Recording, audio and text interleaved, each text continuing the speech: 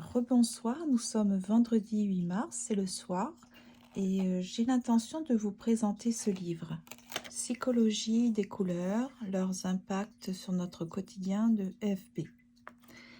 Alors en fait, c'est un livre que j'ai acheté parce que j'ai considéré qu'il y avait toute une théorie derrière les couleurs, parce que je constatais que j'utilisais certaines couleurs quand je ressentais telle et telle émotion. Donc j'ai l'intention de faire des choix plus éclairés maintenant dans mes couleurs. Par exemple, si j'ai envie de véhiculer un message, peut-être je vais m'en assurer au préalable si c'est vraiment, ça correspond au message que je veux faire passer et que mes couleurs sont bien choisies. Donc ça peut être pour ça aussi, pour donner plus de poids à mes réalisations, pour elles atteignent un but. Mais ça peut être aussi tout simplement, une fois que j'ai réalisé quelque chose, je vais aller vérifier peut-être, analyser davantage ce que j'ai réalisé, créé, pour savoir, comme un peu décoder. Est-ce que j'ai constaté, oui ou non, que quand j'ai réalisé cette activité ou ce petit projet, j'étais vraiment dans cette humeur, cet état d'esprit qui sont décrits dans ce livre. Alors, la page de garde est assez jolie. Malheureusement, à l'intérieur, il n'y a pas du tout de couleur, pas du tout comment dire, la mise en forme, la mise en page n'est pas très attirante, et il n'y a pas d'image non plus. Il y a 153 pages. Ça m'a coûté 20,66 $ hors taxe, donc 20 $ canadiens, et je l'ai acheté par Amazon. Alors ça commence comme ça. Vous avez une présentation un petit peu, je la trouve pas spécialement attirante, mais je pense que c'est parce que j'ai choisi le livre qui coûtait le moins cher peut-être, parce qu'il y a sûrement d'autres versions plus sophistiquées. Alors ça commence, la table des matières, vous voyez par exemple, ça détaille toutes les théories. Donc les théories de couleur de Goethe. Alors Goethe, c'est un Johann Wolfgang von Goethe. Je ne sais pas si je prononce correctement, mais d'après ce que j'ai compris, c'est un sculpteur. Page 15.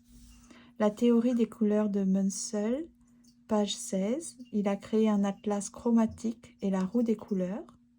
La théorie des couleurs de couleurs, page 16. C'est un psychologue. Il a travaillé sur la subjectivité dans l'appréciation des couleurs. Très intéressant. Enfin, tout est très intéressant, bien sûr. La théorie de la dualité de Berlin et Kay, page 17. Ce sont des linguistes. Ils ont travaillé sur la nuance, les variations culturelles. La théorie des couleurs de Chevreul, page 18. C'était un alchimiste. La théorie des couleurs de Hayten, page 19. Il a travaillé sur les couleurs chaudes versus couleurs froides. La théorie de la lumière additive de Newton.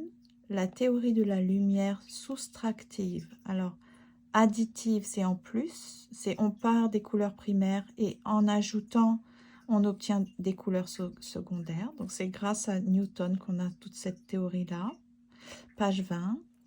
La théorie de la lumière soustractive, donc on enlève couleur perçue et réverbée par rapport à la lumière qui est absorbée. Donc ce sont des théories très intéressantes. Donc les théories commencent ici et vous avez tout le détail, d'accord? Ici, on a un petit condensé des couleurs et de leur but. Donc c'est très intéressant si vous voulez aller très très vite. Par exemple, vous choisissez, c'est ce que j'avais fait pour un petit projet. J'étais partie des couleurs qui m'attiraient, que j'aime utiliser, puis j'ai essayé de voir si ça correspondait à ce que je voulais exprimer.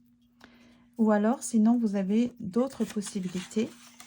Ici, je les ai répertoriées comme ici.